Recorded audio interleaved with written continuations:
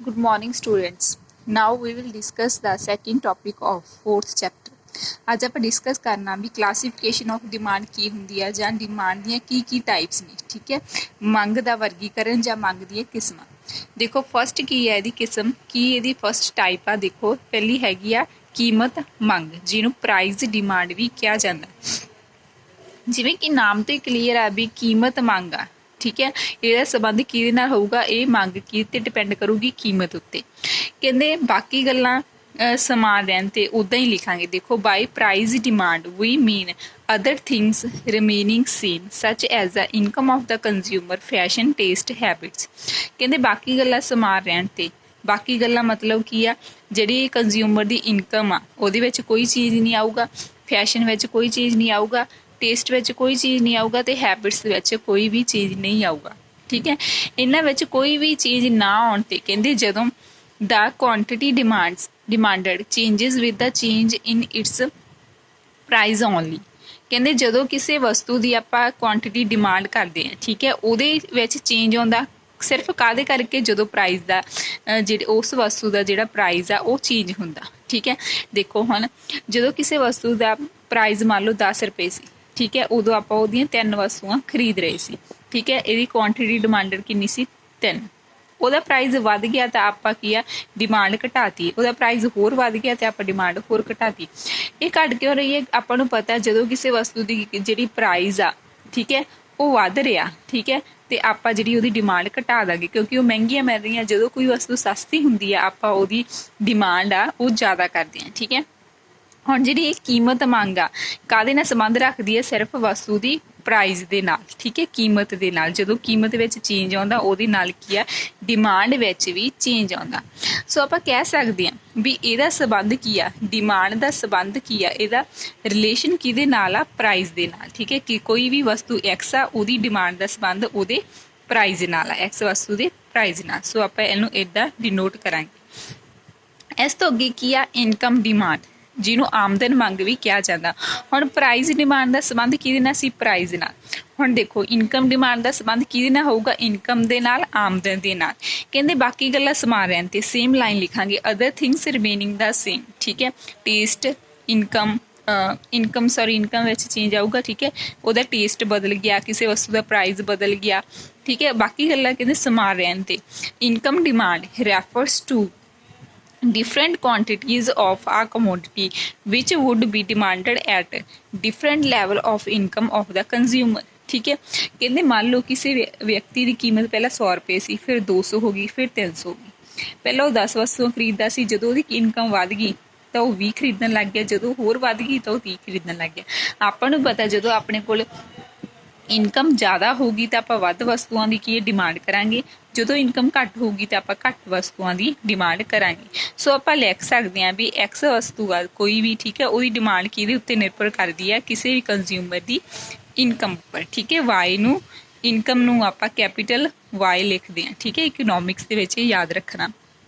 ਇਸ ਤੋਂ ਅੱਗੇ ਦੇਖੋ ਕ੍ਰੋਸ ਡਿਮਾਂਡ ਕੀ ਹੁੰਦਾ, ਜਿਹਨੂੰ ਆੜੀ ਮੰਗ ਕਿਹਾ ਜਾਂਦਾ। ਦੇਖੋ when the change in the quantity demanded of say X commodity without any change in its price but due to the change in the price of related goods। ਇਹਨੂੰ ਸਮਝੋ ਕ੍ਰੋਸ ਡਿਮਾਂਡ ਕੀ ਹੁੰਦੀ ਹੈ। ਮੰਨ ਲਓ ਫੋਰ ਐਗਜ਼ਾਮਪਲ ਕਹਿੰਦੇ ਆਪਾਂ ਪਹਿਲਾਂ ਕੀ ਕਰ ਰਹੇ ਸੀਗੇ, ਕੌਫੀ ਜਿਹੜੀ ਆਪਾਂ ਚਾਹ ਪੀ ਰਹੇ ਸੀ। ਠੀਕ ਹੈ, ਆਪਾਂ ਕੀ ਹੈ, change in the demand of coffee due to the change in the price of tea is called cross demand. ਇਹਦਾ ਮਤਲਬ ਕੀ ਆ, ਆਪਾਂ ਕਿਹਦੀ ਡਿਮਾਂਡ ਕਰ ਰਹੇ ਸੀ, ਪਹਿਲਾਂ ਟੀ ਦੀ ਡਿਮਾਂਡ ਕਰ ਰਹੇ ਸੀ। ਉਹਦਾ ਪ੍ਰਾਈਸ ਕੀ ਆ, ਪਹਿਲਾਂ 8 ਰੁਪਏ ਸੀ ਜਦੋਂ ਆਪਾਂ ਟੀ ਨੂੰ ਪੀ ਰਹੇ ਸੀ। ਮੰਨ ਲਓ ਹੁਣ ਕਹਿੰਦੇ ਜਿਹੜੇ ਐਕਸ ਵਸਤੂ ਸੀਗੀ ਜਿਹੜੀ ਆਪਣੀ ਉਹ ਟੀ ਸੀਗੀ, ਠੀਕ ਹੈ, ਚਾਹ ਸੀਗੀ। ਹੁਣ ਜੇ ਉਹਦੇ ਪ੍ਰਾਈਸ ਦੇ ਵਿੱਚ ਕਹਿੰਦੇ ਚੇਂਜ ਆ ਗਿਆ, ਇਹਦੇ ਪ੍ਰਾਈਸ 8 ਤੋਂ 12 ਹੋ ਗਿਆ, ਪਰ ਆਪਾਂ ਦੂਜੇ ਪਾਸੇ ਦੇਖਿਆ ਵੀ ਕਾਫੀ ਆ ਜਿਹੜੀ ਉਹਦਾ ਪ੍ਰਾਈਸ ਕੀ ਆ, 10 ਰੁਪਏ ਆ। ਸੋ ਆਪਾਂ ਕਹਾਂਗੇ ਆਪਾਂ ਚਾਹ ਲਈ ਇੰਨੇ ਪੈਸੇ ਕਿਉਂ ਦੇਵਾਂਗੇ, ਆਪਾਂ ਕੌਫੀ ਦੀ ਮੰਗ ਕੀ ਆ, ਵਧਾ ਦੇਵਾਂਗੇ। ਠੀਕ ਹੈ, ਇਹਦਾ ਮਤਲਬ ਕੀ ਹੋਇਆ, change in demand for coffee. ਠੀਕ ਹੈ, ਕਿਹਦੀ ਡਿਮਾਂਡ ਵਿੱਚ ਚੇਂਜ ਆਇਆ, ਕੌਫੀ ਦਾ ਪ੍ਰਾਈਸ ਤਾਂ ਉੱਥੇ ਹੀ ਖੜਾ, ਕਿਹਦਾ ਚੇਂਜ ਆਇਆ, ਇਹਦੀ ਡਿਮਾਂਡ ਵਿੱਚ ਚੇਂਜ ਆਇਆ। ਕਾਹਦੇ ਨਾਲ, ਕਿਉਂਕਿ ਜਦੋਂ ਕੀ ਆ ਦੂਸਰੀ ਗੁੱਡ ਦਾ ਮਤਲਬ ਟੀ ਦਾ ਉਹਦੇ ਨਾਲ ਰਿਲੇਟ ਕਰਦੀ ਗੁੱਡ ਦਾ ਕੀ ਆ ਪ੍ਰਾਈਸ ਵੱਧ ਗਿਆ। ठीक है। ਜਦੋਂ ਇਹਦੇ ਪ੍ਰਾਈਸ ਦੇ ਵਿੱਚ ਚੇਂਜ ਆਇਆ ਤਾਂ ਇਹਦੀ ਡਿਮਾਂਡ ਦੇ ਵਿੱਚ ਵੀ ਚੇਂਜ ਆ ਗਿਆ। ਸੋ ਇਹਨੂੰ ਕੀ ਕਹਿੰਦੇ ਆ, ਕ੍ਰੋਸ ਡਿਮਾਂਡ ਕਿਹਾ ਜਾਂਦਾ। ਅੱਗੇ ਦੇਖੋ ਇੰਟਰਲੇਟਡ ਡਿਮਾਂਡ ਕਿਹੜੀ ਹੁੰਦੀ ਹੈ, ਇਹ ਵੀ ਬਹੁਤ ਜ਼ਿਆਦਾ ਇੰਪੋਰਟੈਂਟ ਹੈ। ਇੱਕ ਦੂਸਰੇ ਨਾਲ ਜੁੜੀ ਹੋਈ ਮੰਗ ਜਿਹਨੂੰ ਕੀ ਕਿਹਾ ਜਾਂਦਾ। ਦੇਰ ਆਰ ਸਰਟਨ ਗੁਡਸ, ਕਹਿੰਦੇ ਇੱਕ ਆਪਣੇ ਇੱਥੇ ਇੱਕ ਇਹੋ ਜਿਹੀਆਂ ਵਸਤੂਆਂ ਪਾਈਆਂ ਜਾਂਦੀਆਂ the demand for which is related with the demand of other, ਜਿਨ੍ਹਾਂ ਦੀ ਡਿਮਾਂਡ ਆ, ਜਿਨ੍ਹਾਂ ਦੀ ਮੰਗ ਆ ਦੂਜੀਆਂ ਜਿਹੜੀਆਂ ਅਦਰ ਥਿੰਗਸ ਹੁੰਦੀਆਂ ਉਹਨਾਂ ਦੀ ਡਿਮਾਂਡ ਨਾਲ ਉਹ ਜੁੜੀਆਂ ਹੁੰਦੀਆਂ। ਕਈ ਚੀਜ਼ਾਂ ਅਜਿਹੀਆਂ ਹੁੰਦੀਆਂ ਜਿਨ੍ਹਾਂ ਦੀ ਮੰਗ ਦਾ ਸੰਬੰਧ ਦੂਜੀਆਂ ਚੀਜ਼ਾਂ ਦੀ ਮੰਗ ਦੇ ਨਾਲ ਹੁੰਦਾ ਹੈ। ਠੀਕ ਹੈ, ਦੇਖੋ ਇਹਨੂੰ 4 ਪਾਰਟਸ ਦੇ ਵਿੱਚ ਡਿਵਾਈਡ ਕੀਤਾ ਜਾਂਦਾ। ਦੇਖੋ interrelated demand is of following types, ठीक है। ਇਹਦੀਆਂ टाइप्स ਅੱਗੇ ਆਪਾਂ डिस्कस ਕਰਾਂਗੇ। ठीक है, फर्स्ट टाइप ਕੀ ਹੈ, जॉइंट डिमांड, ਜਿਹਨੂੰ ਸੰਯੁਕਤ ਮੰਗ ਕਿਹਾ ਜਾਂਦਾ। Things are said to be jointly demanded when they are always demanded together, ਜਿਨ੍ਹਾਂ ਦੀ ਮੰਗ ਕੀ ਹੈ ਇਕੱਠੀ ਕੀਤੀ ਜਾਂਦੀ ਹੈ to satisfy a particular want। ਕਹਿੰਦੇ ਇੱਕ particular want ਮਤਲਬ ਐਗਜ਼ਾਮਪਲ ਦੇ ਤੁਹਾਨੂੰ ਜ਼ਿਆਦਾ ਸਮਝ ਆਊਗਾ। ਦੇਖੋ ਜੇ ਆਪਾਂ ਕੋਈ ਘਰ ਬਣਾਉਣਾ, ਠੀਕ ਹੈ, ਇਹ ਆਪਣੀ ਪਰਟੀਕੂਲਰ ਕੀ ਆ, ਵਾਂਟ ਆ, ਆਪਣੀ ਇੱਛਾ ਵੀ ਆਪਾਂ ਘਰ ਬਣਾਉਣਾ। ਉਹਦੇ ਲਈ ਆਪਾਂ ਕਿਹਦੀ ਡਿਮਾਂਡ ਕਰਾਂਗੇ, ਸੀਮੈਂਟ। ਠੀਕ ਹੈ, ਆਪਾਂ ਨੂੰ ਸੀਮੈਂਟ ਚਾਹੀਦਾ, ਸੈਂਡ ਚਾਹੀਦੀ ਹੈ, ਮਿੱਟੀ ਚਾਹੀਦੀ ਹੈ, ਬ੍ਰਿਕਸ, ਇੱਟਾਂ ਚਾਹੀਦੀਆਂ। ਠੀਕ ਹੈ, ਇਹਦਾ ਕੀ ਹੈ, ਜੁਆਇੰਟ ਡਿਮਾਂਡ ਆ, ਮਤਲਬ ਇਹਨਾਂ ਸਾਰਿਆਂ ਦੀ ਮੰਗ ਕਰਕੇ ਹੀ ਆਪਾਂ ਇੱਕ ਪਰਟੀਕੂਲਰ ਵਾਂਟ ਆ ਸੈਟਿਸਫਾਈ ਕਰ ਸਕਦੇ ਹਾਂ। दूसरी एग्जाम्पल देखो, अपनी मान लो अपना एक कप ऑफ टी पीन ਨੂੰ जी कर रहा। ठीक है, ਆਪਾਂ कप ऑफ टी बनाना, ਉਹਦੇ ਲਈ ਆਪਾਂ ਕਿਹਦੀ ਡਿਮਾਂਡ ਕਰਾਂਗੇ, ਬਾਕੀ ਚੀਜ਼ਾਂ ਜਿਵੇਂ sugar, milk, T leaves, gas. ਠੀਕ ਹੈ, ਇਹਨਾਂ ਦੀ ਮੰਗ ਆਪਣੇ ਆਪ ਹੀ ਹੋ ਜੂਗੀ। ਠੀਕ ਹੈ, ਇੱਕ ਪਰਟੀਕੂਲਰ ਵਾਂਟ ਨੂੰ ਸੈਟੀਸਫਾਈ ਕਰਨ ਲਈ ਬਾਕੀ ਚੀਜ਼ਾਂ ਦੀ ਜਦੋਂ ਡਿਮਾਂਡ ਕਰਦੇ ਆ ਆਪਾਂ ਉਹਨੂੰ ਕੀ ਕਿਹਾ ਜਾਂਦਾ, ਜੁਆਇੰਟ ਡਿਮਾਂਡ ਕਿਹਾ ਜਾਂਦਾ। ਇਸ ਤੋਂ ਅੱਗੇ ਦੇਖੋ ਕੰਪੋਜ਼ਿਟ ਡਿਮਾਂਡ ਕੀ ਹੁੰਦੀ ਹੈ, ਬਹੁ ਵਰਤੋਂ ਮੰਗ ਕੀ ਹੁੰਦੀ ਹੈ। ਕਹਿੰਦੇ ਕਈ ਇਹੋ ਜਿਹੀ ਵਸਤੂਆਂ ਹੁੰਦੀਆਂ ਜਿਨ੍ਹਾਂ ਦੀ ਮੰਗ ਕੀ ਹੈ ਬਹੁਤ ਸਾਰੀਆਂ ਵਸਤੂਆਂ ਬਣਾਉਣ ਲਈ ਕੀਤੀ ਜਾ ਸਕਦੀ ਹੈ। ਦੇਖੋ the demand for a commodity which can be put to several uses, several मतलब बहुत ज़्यादा ਵੱਖ-ਵੱਖ uses is called a composite demand। For example देखो ਜਦੋਂ ਆਪਾਂ ਕੋਲੇ ਦੀ ਮੰਗ ਕਰਦੇ ਹਾਂ, ਹੋ ਸਕਦਾ ਉਹ ਫੈਕਟਰੀਜ਼ ਵਿੱਚ ਵੀ ਯੂਜ਼ ਹੋਵੇ। ਠੀਕ ਹੈ, ਜਾਂ ਫਿਰ ਕੋਲੇ ਦੀ ਮੰਗ ਕਿੱਥੇ ਕੀਤੀ ਜਾਂਦੀ ਹੈ, ਥਰਮਲ ਪਲਾਂਟਸ ਵਿੱਚ ਕੀਤੀ ਜਾਂਦੀ ਆ, ਜਾਂ ਫਿਰ ਕੋਲੇ ਦੀ ਮੰਗ ਕੀ ਹੈ, ਕੁਕਿੰਗ ਲਈ ਕੀਤੀ ਜਾਂਦੀ ਹੈ। ਠੀਕ ਹੈ, ਬਹੁਤ ਵਰਤੋਂ ਮਤਲਬ ਕੋਲਾ ਤਾਂ ਇੱਕ ਆ ਪਰ ਉਹਦੀ ਡਿਮਾਂਡ ਕੀ ਹੈ ਵੱਖ-ਵੱਖ ਥਾਵਾਂ 'ਤੇ ਹੋ ਰਹੀ ਹੈ। ਇੱਦਾਂ ਹੀ ਆਪਾਂ ਮਿਲਕ ਦੀ ਐਗਜ਼ਾਮਪਲ ਲੈ ਸਕਦੇ ਹਾਂ। ਮਿਲਕ ਨੂੰ ਆਪਾਂ ਡਰਿੰਕ ਕਰਨ ਦੇ ਲਈ, ਠੀਕ ਹੈ, ਸਿੱਧਾ ਪੀਣ ਦੇ ਲਈ ਵੀ ਮੰਗ ਸਕਦੇ ਹਾਂ। ਅਤੇ ਮਿਲਕ ਨੂੰ ਆਪਾਂ ਜਦੋਂ ਮਠਿਆਈਆਂ ਵਗੈਰਾ ਬਣਾਉਂਦੇ ਆ ਉੱਥੇ ਵੀ ਵਰਤਿਆ ਜਾਂਦਾ। ਅਤੇ ਅਦਰ ਪਦਾਰਥ ਜਿਹੜੇ ਬਣਦੇ ਆ ਇਹਦੇ ਤੋਂ ਮਤਲਬ ਪਨੀਰ ਵਗੈਰਾ, ਠੀਕ ਹੈ, ਉਹਦੇ ਲਈ ਵੀ ਆਪਾਂ ਜਾਂ ਟੀ ਬਣਾਉਣ ਲਈ ਵੀ ਆਪਾਂ ਮਿਲਕ ਦੀ ਵਰਤੋਂ ਕਰਦੇ ਹਾਂ। ਸੋ ਜਿਹੜਾ ਕੋਲ ਐਂਡ ਮਿਲਕ ਆ ਇਹਨਾਂ ਦੀ ਡਿਮਾਂਡ ਕੀ ਹੈ, ਬਹੁਤ ਵਰਤੋਂ ਡਿਮਾਂਡ ਆ, ਕੰਪੋਜ਼ਿਟ ਡਿਮਾਂਡ ਇਹਨਾਂ ਨੂੰ ਕਿਹਾ ਜਾਂਦਾ। ਇਸ ਤੋਂ ਅੱਗੇ ਦੀ ਤੀਸਰੀ ਟਾਈਪ ਕੀ ਆ, ਦੇਖੋ ਕੰਪਲੀਮੈਂਟਰੀ ਡਿਮਾਂਡ, ਇਹ ਵੀ ਬਹੁਤ ਜ਼ਿਆਦਾ ਇੰਪੋਰਟੈਂਟ ਆ। ਠੀਕ ਹੈ, ਇਹਨੂੰ ਪੂਰਕ ਡਿਮਾਂਡ ਵੀ ਕਿਹਾ ਜਾਂਦਾ ਹੈ। When demand for one commodity gives rise to demand to another commodity, ਜਦੋਂ ਆਪਾਂ ਇੱਕ ਚੀਜ਼ ਨੂੰ ਖਰੀਦਦੇ ਹਾਂ, ਇੱਕ ਚੀਜ਼ ਦੀ ਮੰਗ ਕਰਦੇ ਹਾਂ, ਅਤੇ ਦੂਜੀ ਚੀਜ਼ ਦੀ ਡਿਮਾਂਡ ਆਟੋਮੈਟਿਕਲੀ ਕਿਹੜੀ ਆ ਕਿ ਵੱਧ ਜਾਂਦੀ ਆ।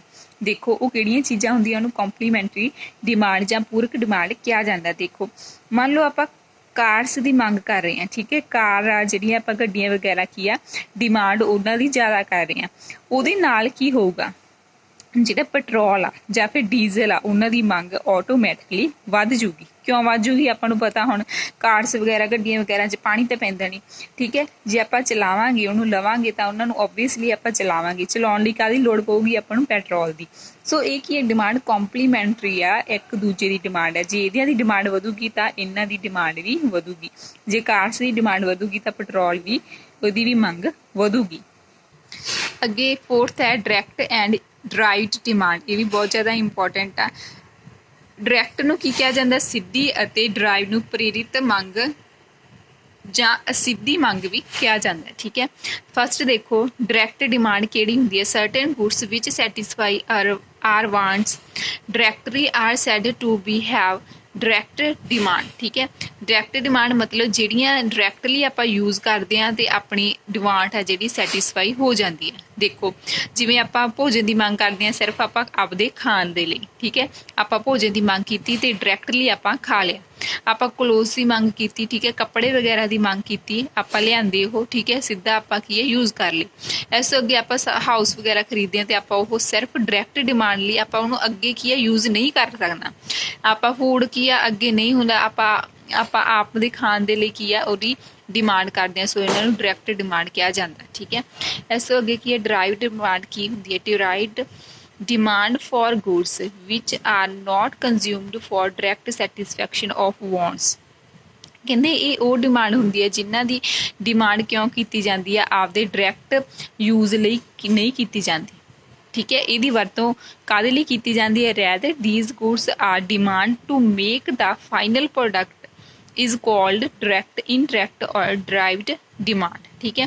ਜਿਨ੍ਹਾਂ ਦੀ ਵਰਤੋਂ ਹੋਰ ਕੋਈ ਚੀਜ਼ਾਂ ਬਣਾਉਣ ਦੇ ਲਈ ਫਾਈਨਲ ਪ੍ਰੋਡਕਟਸ ਮਤਲਬ ਜਿਨ੍ਹਾਂ ਨੂੰ ਮਾਰਕੀਟ ਦੇ ਵਿੱਚ ਭੇਜਣਾ ਪੂਰਾ ਤਿਆਰ ਕਰਕੇ ਉਹਨਾਂ ਲਈ ਕੀ ਆ ਇਹਨਾਂ ਦੀ ਵਰਤੋਂ ਕੀਤੀ ਜਾਂਦੀ ਹੈ। For example the demand of raw material, ਜਿਵੇਂ ਰॉ ਮਟੀਰੀਅਲ ਕੱਚਾ ਮਾਲ ਆ, ਠੀਕ ਹੈ, ਕੱਚੇ ਮਾਲ ਜਦੋਂ ਆਪਾਂ ਉਹਦੀ ਮੰਗ ਕਰਦੇ ਹਾਂ, ਠੀਕ ਹੈ, ਉਹਦੇ ਤੋਂ ਆਪਾਂ ਕੀ ਬਣਾਉਣੀ ਹੁੰਦੀ ਹੈ? ਹੋਰ ਚੀਜ਼ਾਂ ਬਣਾਉਣੀਆਂ ਹੁੰਦੀਆਂ, ਠੀਕ ਹੈ, ਉਹਨੂੰ ਕੀ ਕਿਹਾ ਜਾਂਦਾ? ਡਰਾਈਵਡ ਡਿਮਾਂਡ ਕਿਹਾ ਜਾਂਦਾ। ਇਸ ਤੋਂ ਬਿਨਾਂ ਲੇਬਰ ਇਜ਼ ਡਰਾਈਵਡ ਔਰ ਇਨਡਾਇਰੈਕਟ ਡਿਮਾਂਡ, ਜਿਹੜੇ ਮਜ਼ਦੂਰ ਵਗੈਰਾ ਹੁੰਦੀ ਆ ਉਹਨਾਂ ਦੀ ਡਿਮਾਂਡ ਵੀ ਕੀ ਹੈ? ਡਰਾਈਵਡ ਹੁੰਦੀ ਹੈ, ਕਿਉਂਕਿ ਮਜ਼ਦੂਰਾਂ ਨੇ ਆਪਦੀ ਮਿਹਨਤ ਦੇ ਨਾਲ ਆਪਣਾ ਕੰਮ ਕਰਕੇ ਬਾਕੀ ਚੀਜ਼ਾਂ ਨੂੰ ਕੀ ਹੈ ਪ੍ਰੋਡਿਊਸ ਕਰਨਾ ਹੁੰਦਾ, ਬਣਾਉਣਾ ਹੁੰਦਾ। ਸੋ ਇਹ ਕੀ ਹੈ? ਡਾਇਰੈਕਟ ਡਿਮਾਂਡ ਹੈ, ਜਿਨ੍ਹਾਂ ਦੀ ਜਿਹੜੀ ਡਿਮਾਂਡ ਆ ਬਾਕੀ ਚੀਜ਼ਾਂ ਨੂੰ ਪ੍ਰੋਡਿਊਸ ਕਰਨ ਦੇ ਲਈ ਕੀਤੀ ਜਾਂਦੀ ਆ, ਫਾਈਨਲ ਪ੍ਰੋਡਕਟਸ ਬਣਾਉਣ ਲਈ ਉਹਨਾਂ ਦੀ ਵਰਤੋਂ ਕੀਤੀ ਜਾਂਦੀ ਹੈ। ਸੋ ਇਹਦੀਆਂ ਟਾਈਪਸ ਇੱਥੇ ਹੀ ਫਿਨਿਸ਼ ਹੋ ਜਾਂਦੀਆਂ। Thank you students.